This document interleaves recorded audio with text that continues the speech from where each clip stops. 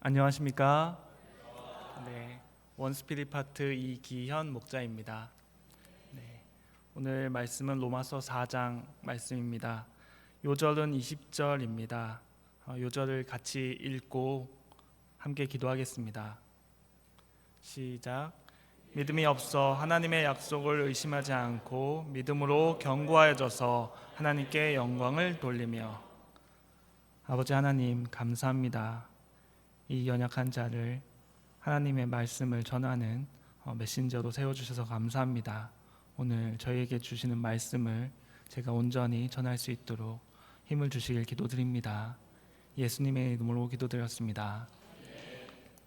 네, 9월이 되니까 아침 저녁으로 좀 시원한 바람도 불고 더위가 한풀 꺾인 것 같습니다. 유난히 8월은 좀 더웠던 것 같은데요. 그 더웠던 달에 파리에서는 올림픽이 열렸었습니다. 올림픽에 나간 선수들은 이 대회를 위해서 여름이건 겨울이건 하루를 새벽 훈련으로 시작했을 것입니다. 매일매일 피땀 흘리는 훈련을 했을 것입니다. 국가대표가 될 정도면 선천적으로도 뛰어난 재능을 갖고 태어났을 텐데 그 재능만으로는 안 되고 하루하루 열심히 노력해서 결실을 맺고자 했을 것입니다. 이렇게 열심히 한 자기의 노력으로 결실을 맺고 올림픽 무대에서 메달 따면 인터뷰를 하지 않습니까? 가끔 그런 인터뷰에서 하나님께 먼저 영광을 돌리는 선수들 볼 수 있었습니다. 또 연말에 영화제나 그 연예대상 같은 프로그램 보면 상을 받았을 때 하나님 아버지께 먼저 영광을 돌린다 이렇게 말하는 사람들을 보고 저 사람도 크리스천이었네 라는 생각도 하고 나도 저런 자리에 섰을 때 하나님께 영광을 돌려야지 그런 생각을 하곤 했습니다.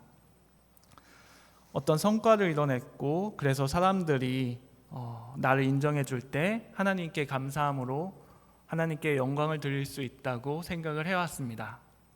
그런데 오늘 본문은 전혀 다른 이야기를 하고 있습니다. 아브라함이 행한 훌륭한 행위를 행해서가 아니고 현실적으로는 불가능한 게 뻔하지만 하나님의 약속을 의심하지 않고 믿음으로 견고해져서 하나님께 영광을 돌렸다고 말하고 있습니다. 오늘 주시는 말씀을 통해서 우리가 어떻게 하나님께 영광 돌리는 인생을 살지 알게 해주시기를 기도합니다. 4장 본문은 아브라함의 이야기로 거의 채워져 있습니다. 아브라함은 혈통으로는 유대인의 조상입니다. 하나님이 택하신 신앙인의 모델입니다. 아브라함은 하나님의 부르심을 쫓아 용기 있게 고향 친척 아버지 집을 떠나 가나안으로 갔습니다. 가나안으로 가는 도중 풍요로운 삶을 살고자 소돔으로 떠난 조카 롯은 좋은 곳으로 보냈지만 그 조카는 이제 전쟁에 휩싸여서 잡혀가고 조카를 구하기 위해서 300용사를 데리고 구하러도 갑니다. 그 전쟁에서 승리한 후에는 멜기세덱 제사장에게 11조를 드리고 또 얻은 그 전쟁에서 승리해 얻은 재물들을 다른 사람들에게 모두 양보했습니다. 그런데 하나님은 이런 아브라함의 행위를 칭찬하시는 모습을 보여주지 않으셨습니다. 오히려 성경은 어떤 무엇을 말합니까? 하나님은 아브라함의 믿음을 그의 의로 여기셨습니다. 창세기 15장을 보면 가나안 생활 10년이 지나도록 자식 문제가 해결되지 않은 아브라함이 하나님을 원망합니다. 주님께서 내게 씨를 주지 아니하셨으니 내 집에서 길린 자가 내 상속자가 될 것입니다. 이때 하나님은 그를 밖으로 데리고 나가셔서 말씀하셨습니다. 하늘을 우러러 무뼈를 셀 수 있나 보라. 내 자손이 이와 같으리라. 보통 사람 같으면 이게 참 상황이 이런데 어떻게 하늘의 무별처럼 자손이 생기나요? 아들 하나도 없는데요. 이러기 쉬운데 아브라함은 하나님의 말씀을 믿었습니다. 주님께서 말씀하시니 이루어질 것을 믿었습니다. 아브라함이 공을 세웠을 때가 아니고 현실에 대한 두려움, 이 두려움에 쌓이고 하나님을 향한 원망이 있었을 때 이 두려움과 원망을 내려놓고 하나님의 말씀을 믿자 그것을 그의 의로 여기셨습니다. 하나님은 왜 이 믿음을 이렇게 중요하게 보실까요? 4, 5절을 같이 읽어보겠습니다. 시작. 일하는 자에게는 그 삭시 은혜로 여겨지지 아니하고 보수로 여겨지거니와 이를 아니할지라도 경건하지 아니한 자를 의롭다 하시는 이를 믿는 자에게는 그의 믿음을 의로 여기시나니. 일하는 자와 믿는 자가 대조되어 나타납니다. 일이라는 건 보상을 바라고 월급을 받으려고 하는 일입니다. 일하는 사람은 그 받는 월급을 은혜로 여기지 않고 내가 일했으니까 받는 그 보수로 여깁니다. 유대인들이 율법을 지키면서 이런 마음을 가졌습니다. 내가 율법을 지키고 있으니까 그에 대한 보상으로 구원을 받는 게 당연하다. 하나님과 나 자신의 관계를 수고하고 보상을 받고 불순종하면 심판을 받는 이런 지배와 계약 관계로 보았습니다. 반면에 일하지 아니할지라도 경건하지 아니한 자를 의롭다 하는 분으로 믿는 것은 우리와 하나님의 관계가 은혜와 신뢰의 관계를 갖는다는 것을 말합니다. 저희 아이들인 수리하고 미치는 저를 신뢰합니다. 일은 원래 안 하고요. 초등학교 2학년이라 이 방에서 놀던 장난감들 하나도 안 치우고 그냥 또 다른 데로 가서 놉니다. 숙제를 안 해도 제가 예뻐할 걸 알고 있죠. 학교에서 상을 받지 않아도 그 토요일날 축구 학원 가는데요. 축구에서 골을 넣지 못해도 그런 거 상관없이 제가 예뻐합니다. 그래서 이 아이들은 이 부모에 대해서 이렇게 신뢰를 하는데 우리는 어떤가 생각을 해보게 됩니다. 우리는 내가 무언가 이뤄내서 하나님 앞에 당당한 모습을 보이고 싶은 제가 이렇게 많이 했습니다. 이런 마음을 갖지만 사실 하나님은 우리를 자녀 삼으시고 우리의 믿음을 의로 보십니다. 다윗이 일한 것이 없어 하나님께 의로 여기심을 받는 사람의 복에 대해서 다음과 같이 말했습니다. 7절과 8절을 같이 보겠습니다. 같이 읽겠습니다. 시작. 불법이 사함을 받고 죄가 가리워짐을 받는 사람들은 복이 있고 주께서 그 죄를 인정하시 아니하실 사람은 복이 있도다 함과 같으니라. 이 말씀은 시편 32편 다윗의 시를 인용한 것입니다. 시편 32편에서 다윗은 죄로 인한 고통과 용서받는 기쁨을 노래했습니다.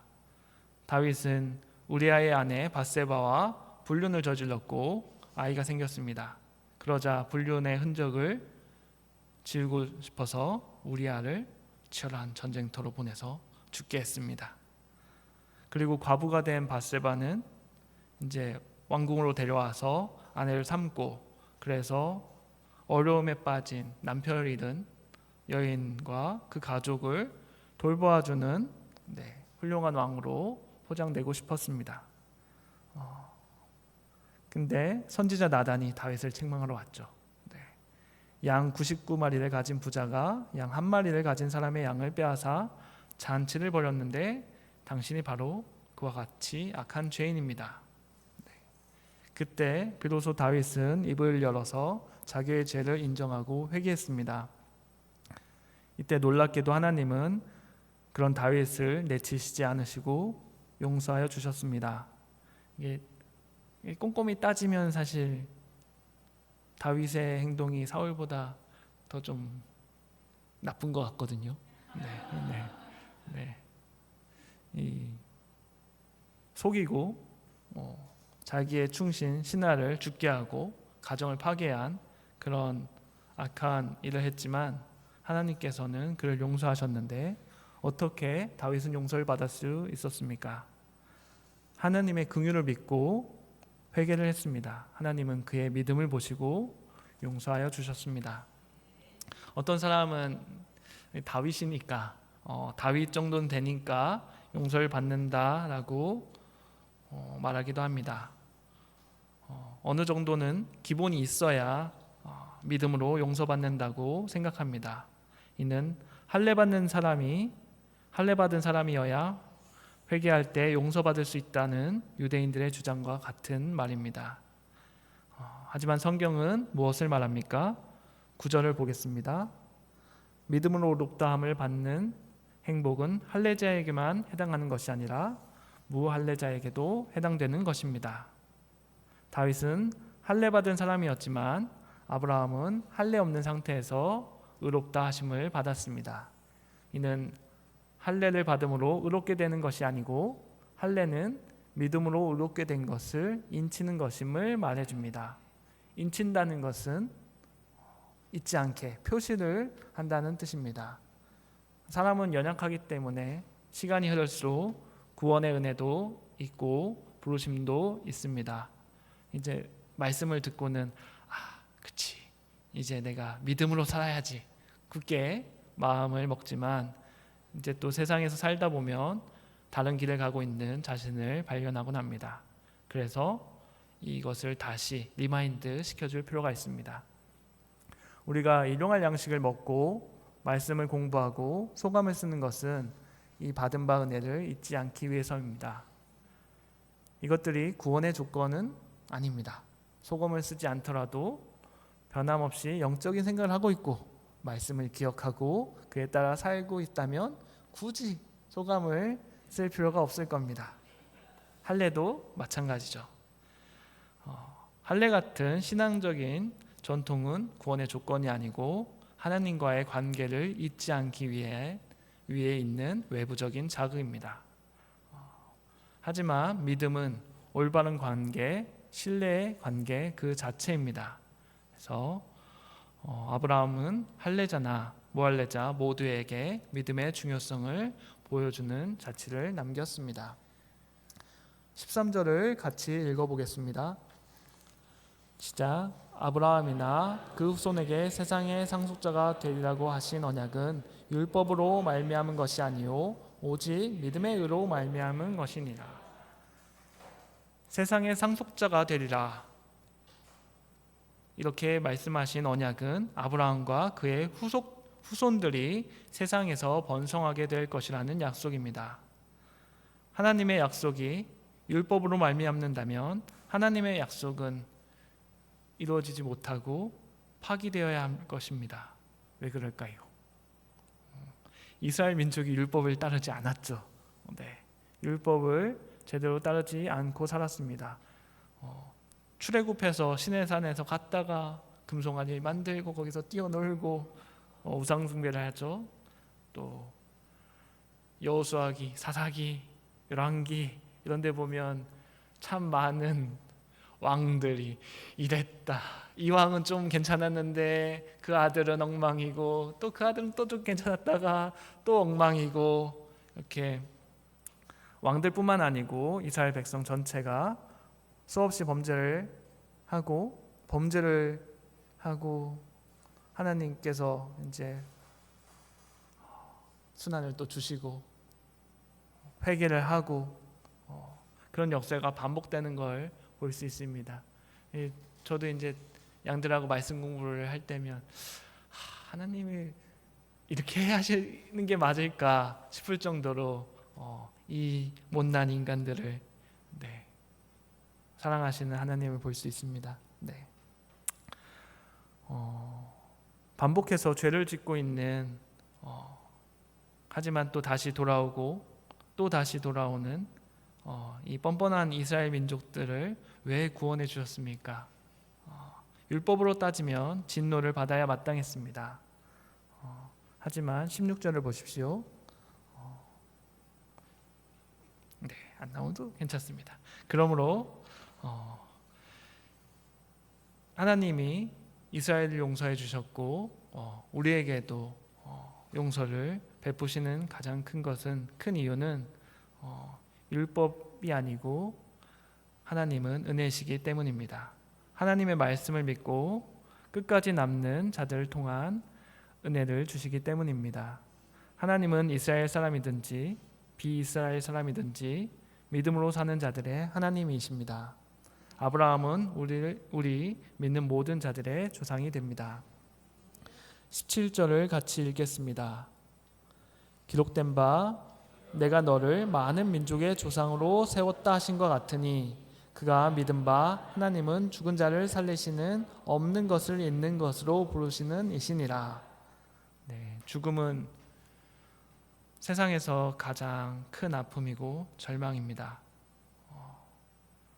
마귀는 죽음 같은 시련을 통해서 사람이 하나님의 능력을 의심하게 하고 사랑을 의심하게 합니다. 그래서 어둠에 빠지게 합니다. 죽음을 무서워하는 사람들은 문제를 만날 때마다 염려나 두려움에 빠지고 마귀의 공격에 무너지게 됩니다. 많은 축복을 받을지라도 현실의 무게에 짓눌려 사명을 감당하기 두려워합니다. 이는 현실 그 자체의 문제가 아니고 믿음의 문제입니다. 아브라함이 약속을 붙들고 살 수 있었던 것은 죽은 자를 살리시는 하나님을 믿었기 때문입니다. 그 믿음으로 낯선 땅에 가서 나그네로 살아가는 고난을 견디었습니다. 독자 이삭을 번제로 바치라는 말씀을 들었을 때 불합리해 보이는 하나님의 명령을 순종할 수 있었습니다. 부활이요 생명이신 주님을 믿는 믿음이 세상을 이기고 하나님의 일꾼으로 살게 합니다. 또한 아브라함은 없는 것을 있는 것으로 부르시는 하나님을 믿었습니다. 하나님이 세상을 창조하실 때 세상은 캄캄하고 혼돈하고 아무것도 없었습니다. 하나님이 빛이 있으라 말씀하시자 공허함 가운데 빛이 생겼습니다. 하늘에 궁창이 있으라 하시자 궁창이 만들어졌습니다. 땅에 생물이 있으라 말씀하시자 각종 생물이 생겨났고 우리가 살고 있는 아름다운 세계가 이루어졌습니다. 하나님께서는 지금 없는 것이 문제되지 않습니다. 하나님은 지금 없는 것들을 얼마든지 있게 하실 수 있습니다. 없던 건강을 있게 하실 수 있고 없는 능력을 있게 하실 수 있고 없는 사람을 있게 하실 수 있습니다. 믿음이란 지금 없을지라도 하나님의 말씀대로 있게 될 것을 확신하는 것입니다. 믿음은 바랄 수 없는 중에 바라고 믿는 것입니다. 아브라함은 내 후손이 이와 같으리라 말씀하신 대로 많은 민족의 조상이 될 것을 믿었습니다. 그의 상황은 그가 100세나 되어서 자기 몸이 죽은 것 같고 아내 사라의 태도 죽은 것을 알고 있었습니다. 이 상황은 그의 믿음을 약하게 할 수 있지만 그의 믿음은 약해지지 않았습니다. 믿음이 없어 하나님의 약속을 의심하지 아니하고 믿음 위에 견고하게 서서 하나님께 영광을 돌렸습니다. 또한 하나님의 약속하신 그것이 능히 이루어질 것을 확신했습니다. 하나님은 아브라함의 이 믿음을 그의 의로 여기셨습니다. 22절을 같이 읽겠습니다. 시작. 그러므로 그것이 그에게 의로 여겨졌느니라. 이 창세기 15장에서 그에게 의로 여겨졌다 기록된 것은 아브라함만을 칭찬하기 위해서 기록한 것이 아닐 것입니다. 동일하게 믿음으로 의로 여기심을 받을 우리 자신을 위해서도 기록해 주신 것입니다. 곧 예수 우리 주 그리스도를 죽은 자 가운데서 살리신 하나님을 믿는 자들을 위한 것입니다. 예수님은 우리 죄를 위하여 십자가에 달리셨습니다. 또한 우리를 의롭다 하시기 위하여 죽음에서 살아나셨습니다. 하나님의 말씀대로 오셨고 하나님의 말씀대로 죽으셨고 하나님의 말씀대로 다시 살아나셨습니다. 하나님을 믿음으로 십자가와 부활의 복음을 믿는 믿음이 우리에게는 필요합니다. 우리는 말씀대로 다시 오셔서 세상을 심판하실 예수님을 믿는 자들입니다. 그날에 예수님과 함께 하나님의 나라에서 영광을 누릴 것을 믿어야 합니다. 하나님은 우리에게 그 믿음 갖기를 원하십니다. 현실의 문제가 쌓여 있어도 장래가 어두워 보여도 하나님의 약속을 의심하지 않고 믿음으로 견고하여지는 것이 우리가 하나님께 영광을 돌려드리는 길입니다. 우리가 하나님을 신뢰함으로 하나님께 영광 돌리는 자가 되기를 기도합니다. 함께 기도하겠습니다. 아버지 하나님, 저희가 하나님께 열매를 드림으로 하나님께 영광 돌려드릴 수 있을 것이라고 생각했던 이 잘못을 알게 해주셔서 감사합니다. 저희가 오직 현실 상황이 아니고 하나님의 말씀을 믿음으로 우리를 구원해 주시는 하나님께 감사드리고 하나님의 말씀이 온전히 이루어질 것을 확신하는 영광 돌려드리는 자가 되게 해주시길 기도드립니다. 예수님의 이름으로 기도드렸습니다. 아멘.